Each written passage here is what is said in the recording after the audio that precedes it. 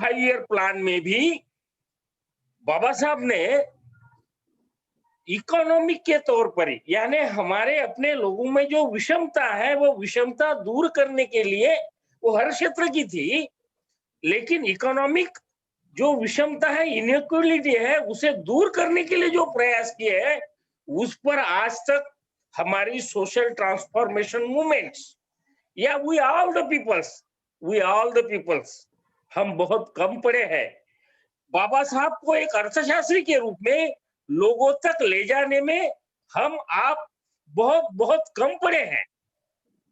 यानी जो वित्त आयोग है, अभी वो उसका नाम बदल गया है, वो बात अलग है। आरबीआई की स्थापना है।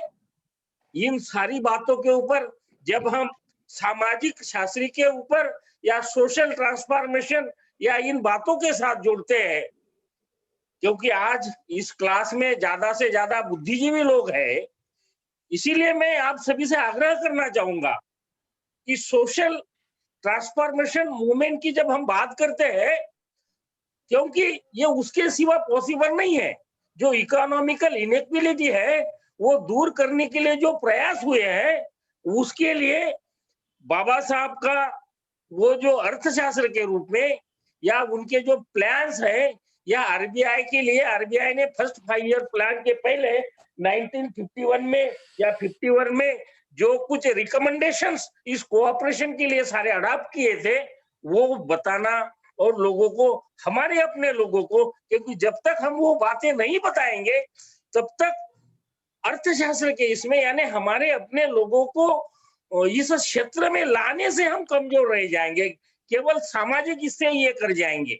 तो हमारे अपने लोगों को इस क्षेत्र में लाने के लिए मतलब उन्हें बिजनेस के क्षेत्र में, इकोनॉमिक क्षेत्र में लाने के लिए भी हमें उसके साथ साथ बाबा साहब का जो कार्य है वो बताना बहुत जरूरी है। और उसके साथ साथ हमने इसकी तो बात की, हमारी बहुत सारी चर्चा हो गई, लेकिन एडमिनिस्ट्रेशन में खास करके केवल हमें इथिकल वैल्यू बता के नहीं चलेगी, क्योंकि कुछ रिकमेंडेशन ऑलरेडी उनके वहां पर उन्होंने ये किए हैं कि इंटर कनेक्शन किस तरह से होने चाहिए, और वो इसमें उन्होंने एडमिनिस्ट्रेशन के इसमें उन्होंने वो मेंशन किए हैं ये सारी बातें। क्योंकि जब हम लेमैन के पास जाएंगे, सामान्य लोगों के पास जाएंगे, तभी हमारा जो सारा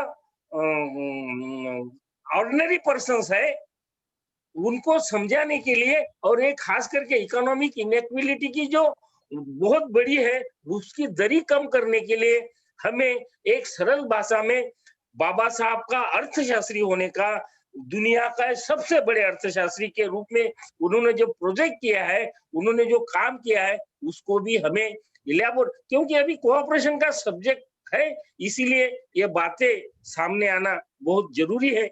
ये हम मेरी आप सभी से विनंती है या आग्रह है। धन्यवाद। Thank you. Over to Priyanka please. Priyanka, कल किसका लेक्चर है और सब्जेक्ट क्या है? कल का लेक्चर और सब्जेक्ट क्या है? सुरेश गमरे जी का लेक्चर है सर। हाँ, कल एडवोकेट सुरेश गमरे सर का लेक्चर है और सब्जेक्ट है cooperation in reconstruction of society in 21st century by PBSP. एक दिन और एक्सटेंड कीजिएगा, कल की जगह परसों गमरे साहब देंगे। कल अमर सिंह जी जो चीज रह गई है कॉपरेशन की उसे एक्सप्लेन करेंगे। कल Amar Singh ji, you prepare yourself and come forward with all the recommendation economic aspect in the cooperation. ये सब्जेक्ट छूटना चाहिए, छूट नहीं चाहिए।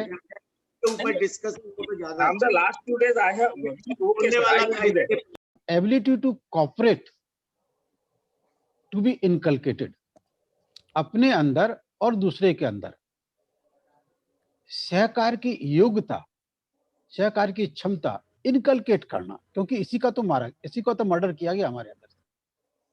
इसी को, और बाबा साहब ने जो फर्स्ट 5 ईयर प्लान में इस बात का जिक्र किया था कि अगर फर्स्ट 5 ईयर प्लान के 10 चैप्टर ही इंप्लीमेंट होते तो इकोनॉमिक कॉपरेशन बहुत बड़े पैमाने पर बढ़ गया, और बड़े पैमाने पर SC ST OBC माइनॉरिटी का कॉपरेशन, इकोनॉमिक कॉपरेशन में पार्टिसिपेशन बढ़ गया। इकोनॉमिक कॉपरेशन में पार्टिसिपेशन बढ़ गया, वो ना बढ़े इसकी खबरदारी की वजह से इसको पूरा साइड ट्रैक में रख दिया। अभी हमारे अंदर किसकी शुरुआत कैसे हो, किस तरह से इफेक्टिव हो, इसके लिए मैं केवल इतना कहना चाहूंगा कि हमें अपने अंदर एबिलिटी टू कोऑपरेट जज करना चाहिए और दूसरे के अंदर एबिलिटी टू कोऑपरेट इनकलकेट करना चाहिए, उकसावा देना चाहिए, बढ़ावा देना चाहिए। ये दो अपने अंदर की इंट्रोस्पेक्शन करके हमारे अंदर एबिलिटी टू कोऑपरेट कितना है, कितनी नहीं है, उसको परखते रहना चाहिए और दूसरे के अंदर एबिलिटी नहीं है, एबिलिटी टू कोऑपरेट नहीं है, उससे उसमें बढ़ावा देना चाहिए। This is the process of corporation. This is the process of corporation कि हमें अपने अंदर एबिलिटी टू कोऑपरेट डेवलप करना है और दूसरे में भी एबिलिटी टू कोऑपरेट डेवलप करना है। तब हमारे social interest, cultural interest, economic interest, even political interest common हो सकते। हमारे इंटरेस्ट कॉमन होना चाहिए ना, तभी तो हम कोऑपरेटिव कम्युनिटी बन पाएंगे ना, इस कास्ट को जड़मूल से खत्म कर पाएंगे ना। तो इसलिए हमारे अंदर एक कॉपरेशन डेवलप हो, दूसरे में भी कॉपरेशन डेवलप और जीवन के हर क्षेत्र में cooperation develop. Pay back to society programme desire his cooperative identity. Pay back to society programme desire its cooperative identity, इसको स्ट्रेंथन करना चाहती है। दूसरे लोग एक्सपेक्ट करें कि हाँ एक पीबीएसपी भाई उसके बाद सोशल ट्रांसफॉर्मेशन नहीं है, एक कोऑपरेटिव आइडेंटिटी है जो सोशल ट्रांसफॉर्मेशन लाना चाहिए। ऐसा उसका pay back to society program, it is a cooperative identity जो सोशल ट्रांसफॉर्मेशन लाना चाहती है और सोशल ट्रांसफॉर्मेशन जीवन के हर क्षेत्र में लाना चाहती है। सामाजिक, आर्थिक, सांस्कृतिक, कल्चरल, पॉलिटिकल, आर्टिस्टिक, रिलीजियस, जाने क्या क्या एस्पेक्ट होते हैं।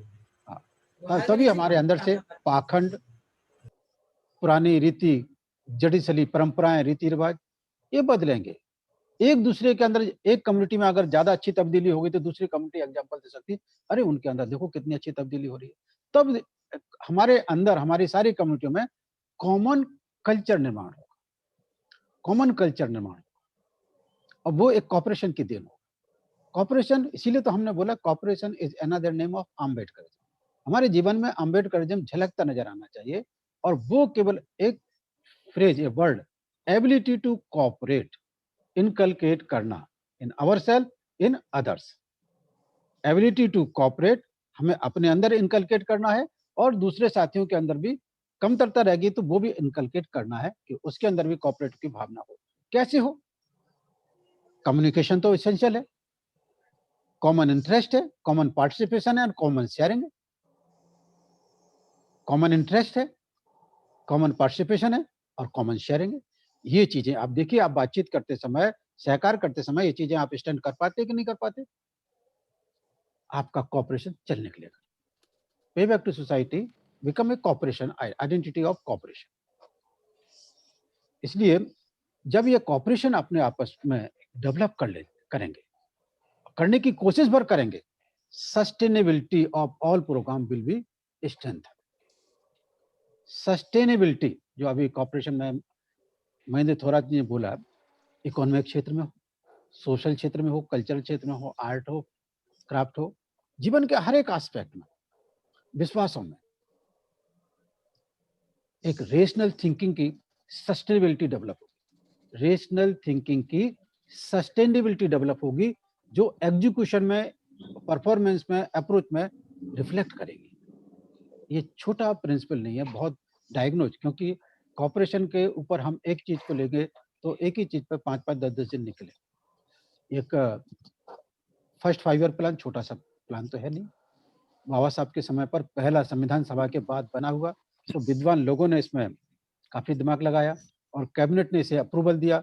बाबा साहब कैबिनेट में मीटिंग होती थी, बाबा साहब का पार्टिसिपेशन था और बाबा साहब की विद्वता के सामने सारे लोग फीके पड़ते थे और उनको ये इंक्लूड करना पड़ा।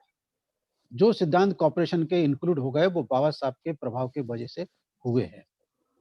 वो प्लानिंग कमीशन के चेयरमैन भी नहीं थे, मेंबर भी नहीं थे, लेकिन वो कैबिनेट मिनिस्टर थे, कैबिनेट रैंक के मिनिस्टर थे, इसलिए उनका प्रभाव डिसीजन मेकिंग में होना आवश्यक था, क्योंकि कैबिनेट में तो उनको बोलने से कोई रोक नहीं सकता। इसलिए उनके प्रभाव बहुत बड़ा फर्स्ट 5 ईयर प्लान पड़ा और 1956 में वो हमारे बीच में चले गए थे, बीमारी पड़ गए थे, उनका पार्टिसिपेशन गवर्नमेंट के उसमें भी कम हो गया था, इसलिए वो सेकंड 5 ईयर प्लान में अपना इफेक्ट नहीं छोड़ पाए। और सेकंड 5 ईयर प्लान में जो बाबा साहब ने फर्स्ट 5 ईयर प्लान में थे, सबको दुय्यम बनाकर धीरे-धीरे लिक्विडेट कर दिया। धीरे-धीरे वो सारे के सारे बाबा साहब के फर्स्ट प्लान को देखेंगे और आज के आप बजट को आप देख लीजिए या नीति आयोग के ईयरली प्लान देख लीजिए, ईयरली रिपोर्ट, उसमें सारे के सारे प्रिंसिपल नकारे गए हैं और नकारने की होड़ लगी हुई है। और इसलिए हमने ये डिसाइड किया कि ये प्रिंसिपल, उनका दुश्मन का काम है दुश्मनी करना, उसने अपना काम करने दीजिए। आप पावर में नहीं है, हमारे रिप्रेजेंटेटिव नालायक बने हुए हैं, हम उनको भी कुछ नहीं कह सकते। तो हमें अपने समाज को तैयार करने की भूमिका तो निभानी चाहिए और ये लॉन्ग प्रोसेस है। ये धैर्य के साथ, ग्रिट जिसे बोलते हैं, पैशन एंड परसेवरेंस, साहस, सतत साहस और उत्साह के साथ हमें इस प्रयास को करना होगा। सतत उत्साह और प्रयास के साथ, कंटिन्यूअस एफर्ट्स, सतत प्रयास और सतत उत्साह, ये दो मापदंड है हमारे कार्यकर्ता के। एक ही सतत प्रयास करते रहे, सतत उत्साह बना रखे, खुद आपको परखने का समय है। और अब इसमें ही आज हम कॉपरेशन डिस्कस कर रहे हैं, तो एबिलिटी टू कॉपरेट हर एक ने परखना कि मेरे कॉपरेशन की एबिलिटी कितना है। मैं अपने आप से तैयार हूं कॉपरेट को, लेकिन दूसरे लोग मुझे एक्सेप्ट करने के लिए तैयार हो जाएंगे, उस लेवल पर हमको जाना होगा, तभी वो हमारा बनेगा, हम उसके बन पाएंगे। तब हमारा common understanding, common participation, common sharing होगा।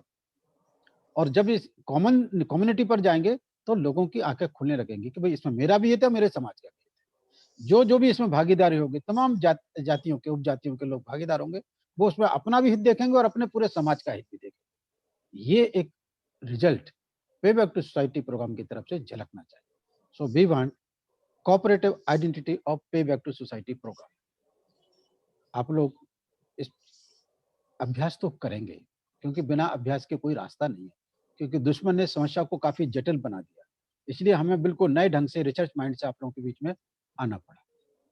आप लोगों से गुजारिश है कि आप लोग खुद अभ्यास, जितने सब्जेक्ट आप लोगों के सामने आ रहे हैं, आप इंटरनेट पर ढूंढिएगा, सब कुछ मिल जाता है। पहले तो हमारे लिए परेशानी ये थी कि हम कम्युनिकेशन के लिए लिख पढ़ के मतलब डॉक्यूमेंट निकालते थे। आज तो हम आपको केवल हिंट दे रहे हैं कि यहाँ पर इंटरनेट पर ये चीजें उपलब्ध है, पढ़िएगा और पढ़ाइएगा, समझिए और समझाइएगा। इन्हीं शब्दों के साथ कल आप फिर उत्साह के साथ आओगे और नए क्वेश्चन लेकर आओगे। कल एडवोकेट सुरेश गमरे बहुत अच्छे वक्ता है और हमारे ट्रेनर है, वो आपके सामने डिलीवर करेंगे।